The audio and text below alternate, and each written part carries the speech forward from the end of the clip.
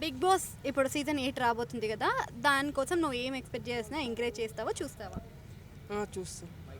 So ఇందులో మనకి కొంతమంది కంటెస్టెంట్ల పేర్లు వినిపిస్తుంది. లావణ్య కేసులో దూరిన మన శేఖర్ భాష, ఇంకా దాంతో పాటుగా రీతు చౌదరి, విష్ణుప్రియ వీళ్ళ పేర్లు వినిపిస్తున్నాయి కదా, వారు వెళ్తే ఎలా ఉంటుంది షోలోకి? బాగానే ఉంటుందండి. బాగానే ఉంటుంది. అంటే వీళ్ళు కాకుండా మీరు షోలోకి ఇంకెవరు వెళ్ళాలనుకుంటున్నారు?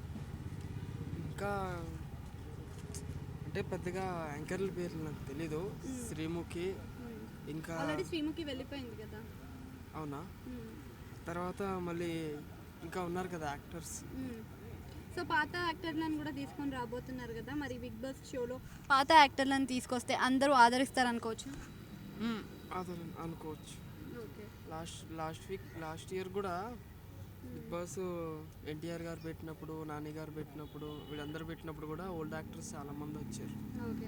సో ఇప్పుడు ఫస్ట్ మనకి ఎన్టీఆర్ పెట్టాడు, ఆ తర్వాత నుంచి నాని, తర్వాత ఇప్పుడు అక్కడ నుంచి నాగార్జున గారు వస్తున్నారు కదా. నాగార్జున గారు పెడుతున్నారు. ఓకే, నాగార్జున గారు కాకుండా హోస్టింగ్కి ఇంకెవరైనా ఉంటే బాగుంటుందా, నాగార్జున గారే హోస్టింగ్ చేస్తే బాగుంటుందా? నాగార్జున గారు చేస్తేనే బాగుంటుంది. Okay, thank you.